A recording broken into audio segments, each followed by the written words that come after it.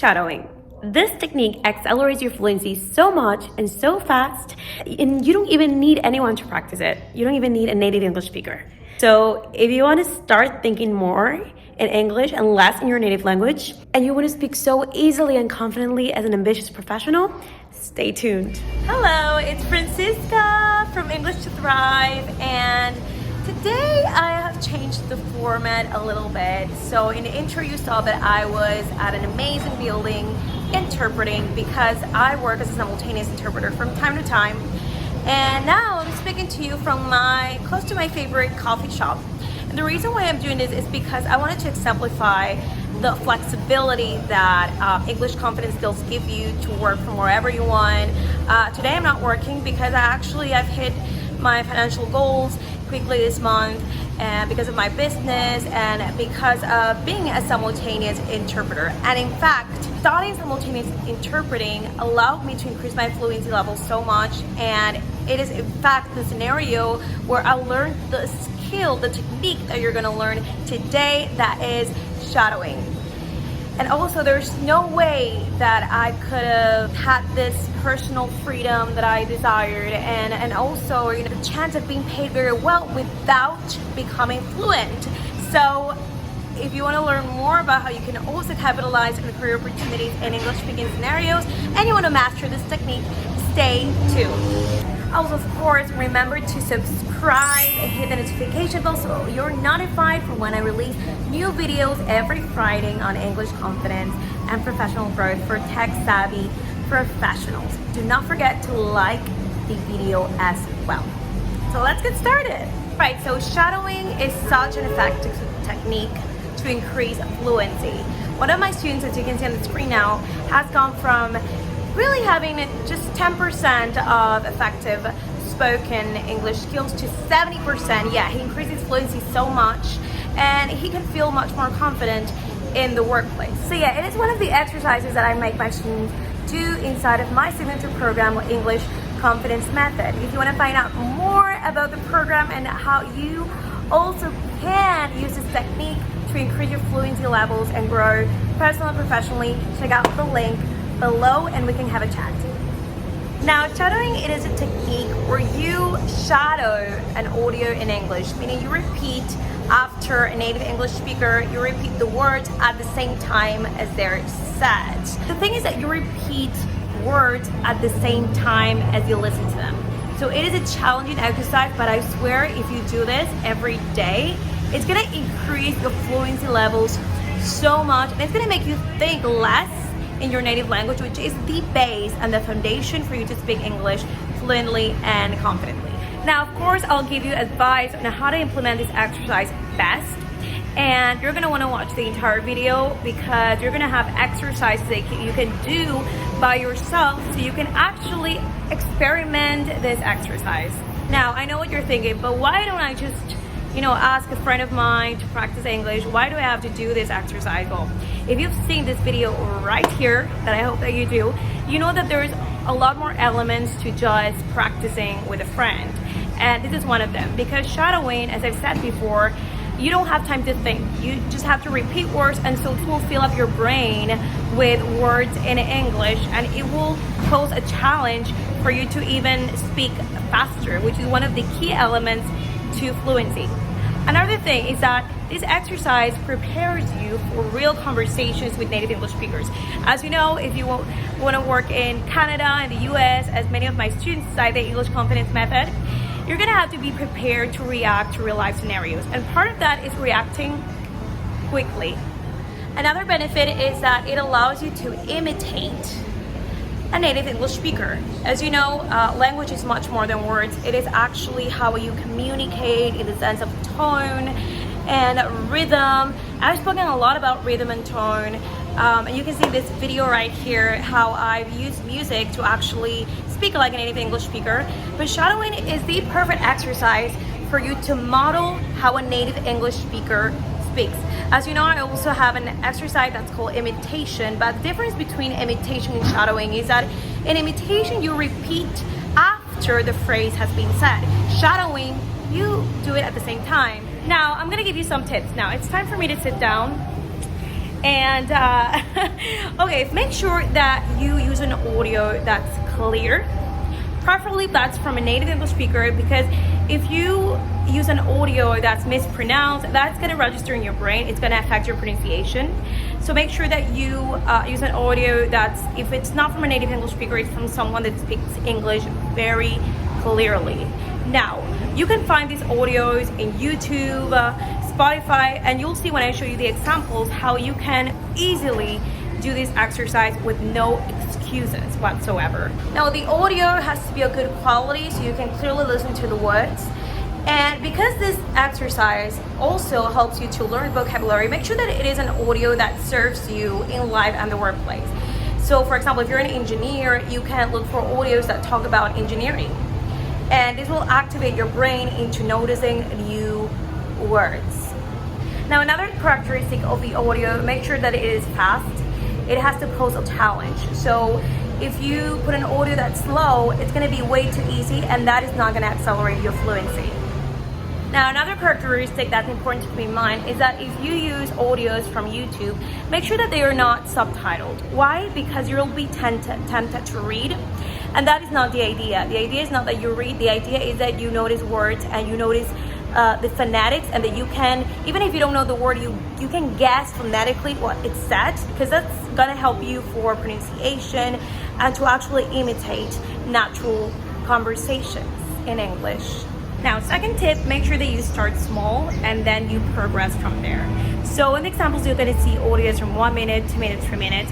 Now you can start with an audio that's 30 seconds, and that will pose a challenge. And then when you see that you improve, you're gonna wanna make it 1 minute, then 2 minutes, then 3 minutes, and you'll go from there. Now, everything you have to practice, practice, practice. Practice makes perfect. And you can use different audios, or you can use the same audio so that you can say, oh my God, I've come such a long way, I've improved. So for example, you can use an audio and do it 30 seconds and then progressively increase the time. And tip number 3, turn it into a habit. Now, of course, habits are made in a sense that it doesn't matter if you want to do it or not, you still do it. See, I have a little story for you. I had stopped doing yoga for a year and it affects my health. So I said I had to do it again. So now I do it every single day, and no matter if there are like thunders, if it rains or not, if I have fun activities, I do it every single day, whether I want it or not, and I've seen a lot of benefits. So that's what I want for you as well, that you make this into a habit. And you will see that once you turn it into a habit, it will be easier to do, and the benefits will be amazing. More fluency. So habits equals fluency. Also, the key with English confidence habits is that you do not let more than a day pass by, otherwise you'll lose the habit. For example, if you have some kind of commitment, okay, you don't do it that day, but do not let more than a day pass by. Of course, if you want accountability, if you don't know what accountability is you having the responsibility of actually executing an activity. There is a coaching program that can help you, as I said before, the English Confidence Method, where you'll have the accountability you need to do the stuff. You can check out the link below. Now, for a tip, make sure that you're intentional with what you hear, what you listen. See, shadowing is an exercise where you are an autopilot. You can listen to something and you can repeat it, but the risk and the danger is that you are hearing something, but maybe you're not noticing it, right? The difference between hearing and listening, right? Hearing, you just hear words, and listening, you actually pay attention to words. So it's not just about repeating words, it's also about noticing new rhythms, new sounds, and new vocabulary. So for example, if you are interpreting a conversation of like a talk show, which you'll see later on how I do it, you can, while you listen to a word and you notice it, you can write it down, and then you can register it on your notes app, and you can use tools like Word Reference or Lingui to read about the meaning. Preferably, if it's English to English, it will be better. But if you're just starting, I will give you permission into looking up a dictionary that's English to your native language, for example, English to Spanish. And that way you can build up more words and more words every single day that you can implement into your daily conversations. Now, of course, you can always record the audio, meaning that you can listen back to the audio, and this will help you evaluate how you are saying it. Because remember, the idea is not that you say it as a robot. The idea is that you also imitate the tone, because when you speak naturally, you're not gonna speak like this. Okay, so hi, how are you doing? No, you're gonna want to speak with enthusiasm. And so listening to your recordings back of your performance will help you notice how you can improve the mistakes that maybe you've made, and that is how you will become better and better and better. All right, so before I show you real life examples of me do this shadowing exercise at my interpreting event of last week, let me know, have you heard of this technique? Have you actually implemented it? Do you have questions about it? Let me know below and I'll answer them enthusiastically. Now get ready, because after each exercise that you will learn, it's your turn. You're gonna have the space to implement it yourself, so get ready. Last week's video, well, surprise. I didn't watch last week's video. I am Surprise, I'm pregnant. I am 6 months pregnant. I'm obviously really excited. I'm super excited. I feel like I am preparing for a massive shift in my life. I am working with clients in 47 different countries. I run a pretty darn big business at this point. I have a team that I work with and I love, and also I'm preparing mentally and physically to become a mom, doctor's visits, all these things. And I know that things are only about to get more hectic. I know the parents watching this are probably like, oh, you just wait.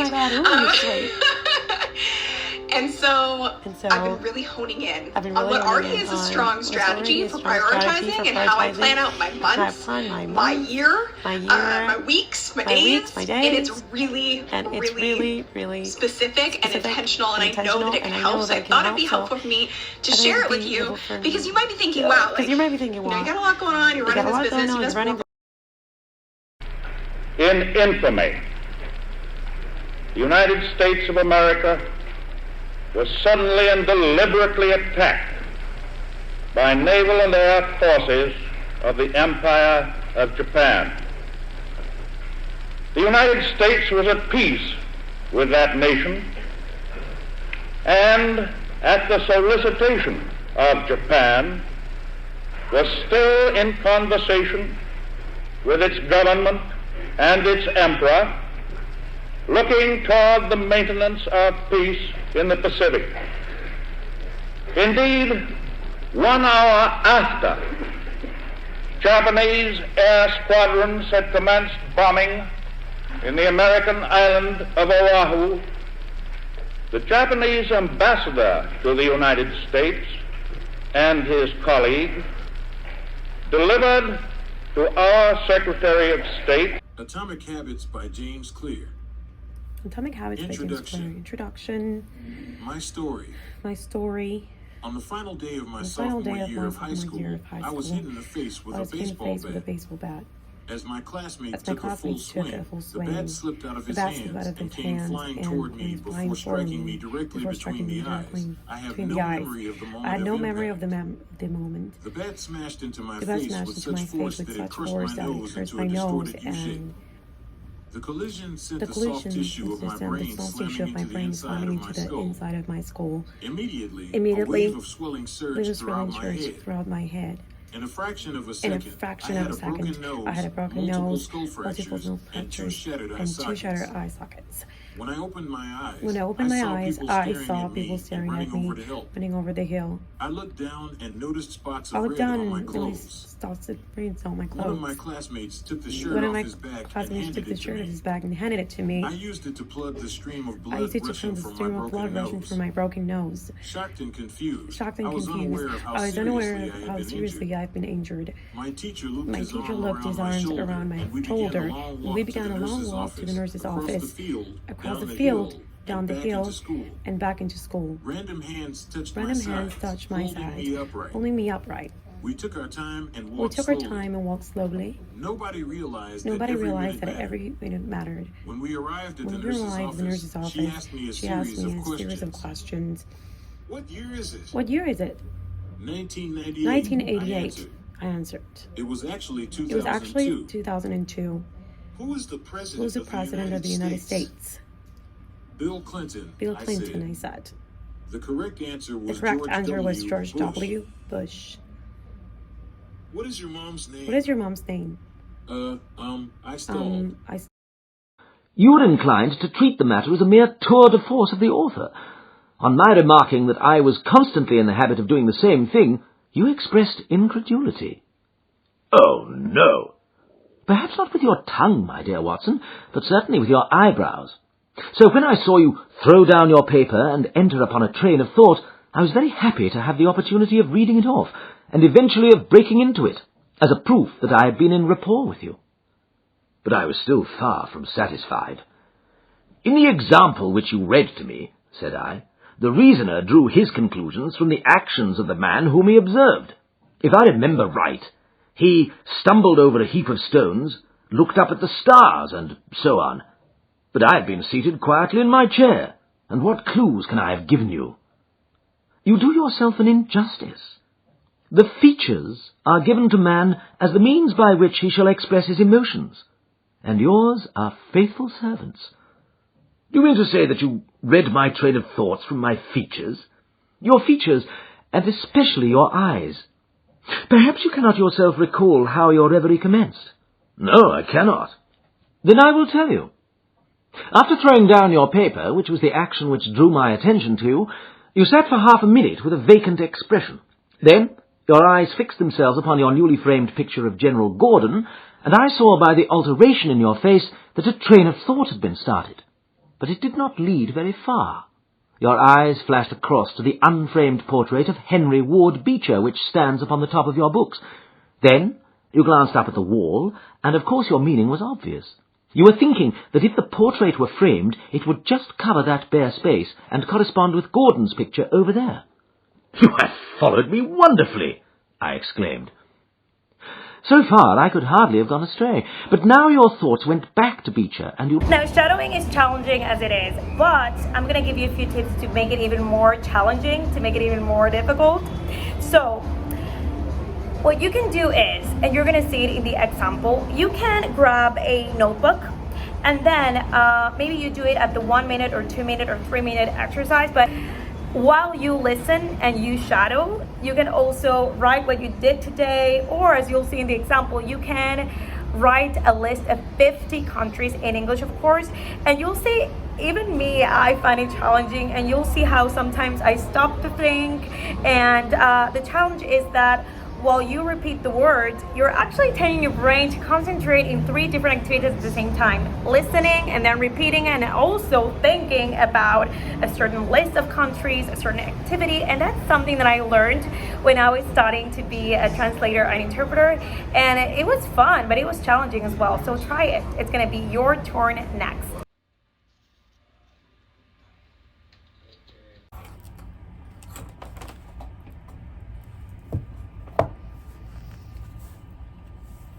And so this is a topic. Whether you struggle with anxiety or not, we're all impacted by this. And by understanding it in a very different way, and by knowing the difference between just merely talking about it and trying to live with it, or struggle with it, or cope with it, and actually healing it, that's where amazingness starts to happen. And I want that for you. Dr. Kennedy and I have an incredible relationship. He comes at it from scientific, neuroscience, medical side, and I come at it from lived experience, all of the research that I've done with an audience. So if you don't know Dr. Russell Kennedy, let me tell you about the man. Was in the house for the anxiety toolkit. I'm so excited for this. Dr. Kennedy is a medical doctor who specializes in this, and childhood trauma, and nervous system recognition. He's also a neuroscientist. Very interesting as an expert. He's a certified yoga instructor, meditation teacher, and he too has struggled with anxiety. And I love his take on this. The tools that you are undoubtedly going to learn today are going to change your life. Are going to change your life. They've changed mine. They've changed mine. For 30 years, I've lived with anxiety. And I'm the mother of three adult children who had very serious experience with anxiety. What you're going to learn today in an anxiety toolkit. When you take these steps to heal it, there is a level of peace. There's a level of peace and confidence and clarity and happiness that you will be able to access that I so want for you. And with that introduction, I want to open the door and welcome you in to your appointment with the renowned world leading expert on this topic. Dr. Russell Kennedy is back and is in the house for you. Dr. Kennedy. Hey, Mel Robbins. Oh my gosh. So, Dr. Kennedy, I'm so glad you're dead. You have made such a difference in so many people's lives. In my life, we've had an outpour of questions and of appreciation after the first episode that you and I did together many months ago. Thank you so much for coming back. Thank you very much. Happy to do it, Mel. We have so many new listeners to Mel Robbins podcast. A lot of people out there that are experiencing anxiety for the first time, or maybe they're seeing it or learning about it. And so I want to welcome you, regardless of where you are, in the understanding of the experience with anxiety. And while you cover some of this foundation knowledge in the first episode that Dr. Kennedy and I did, which we'll link to, I wanted to just rapid fire a couple questions to make sure that we're all jumping into this with the same baseline understanding. As we go deep. So first of all, my handwriting is terrible right now, and I wrote 1, 2, 3, 4, 5, 6, 7, 8, 9, 10, 11, 12, 13, 14, 15, 16, 17, 18, 19, 20, 21. 21, not 50 countries, but it doesn't matter if you do not write 50 countries. The idea is that you aim for that goal, because that's going to keep you, that's going to keep the challenge alive. So if you only do 21 or even 10, but you have to remember that that's the challenge, to listen. And there are parts in which I was shadowing and thinking of the next country. So that's what you want, so that your brain gets used to that wiring and that exercise. And succeeded in reaching Kandahar in safety, where I found my regiment and at once entered upon my new duties. The campaign brought honours and promotion to many, but for me it had nothing but misfortune and disaster. I was removed from my brigade and attached to the Berkshires, with whom I served at the fatal Battle of Maiwand. There I was struck on the shoulder by a Jezail bullet, which shattered the bone and grazed the subclavian artery. I should have fallen into the hands of the murderous Ghazis had it not been for the devotion and courage shown by Murray, my orderly, who threw me across a pack-horse and succeeded in bringing me safely to the British lines.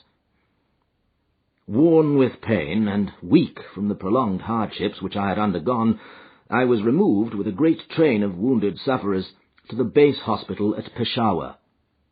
Here I rallied, and had already improved so far as to be able to walk about the wards and even to bask a little upon the veranda, when I was struck down by enteric fever, that curse of our Indian possessions. For months my life was despaired of, and when at last I came to myself and became convalescent, I was so weak and emaciated that a medical board determined that not a day should be lost in sending me back to England. I was dispatched accordingly in the troop ship Orontes, and landed a month later on Portsmouth Jetty, with my health irretrievably ruined, but with permission from a paternal government to spend the next 9 months in attempting to improve it. I had neither kith nor kin in England, and was therefore as free as air, or as free as an income of 11 shillings and sixpence a day will permit a man to be. Under such circumstances I naturally gravitated to London, that great cesspool into which all the loungers and idlers of the empire are irresistibly drained.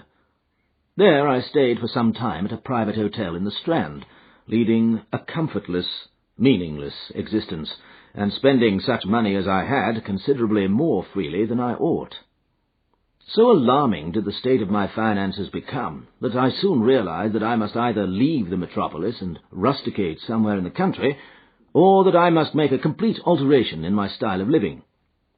Choosing the latter alternative, I began by making up my mind to leave the hotel and to take up my quarters in some less pretentious and less expensive domicile.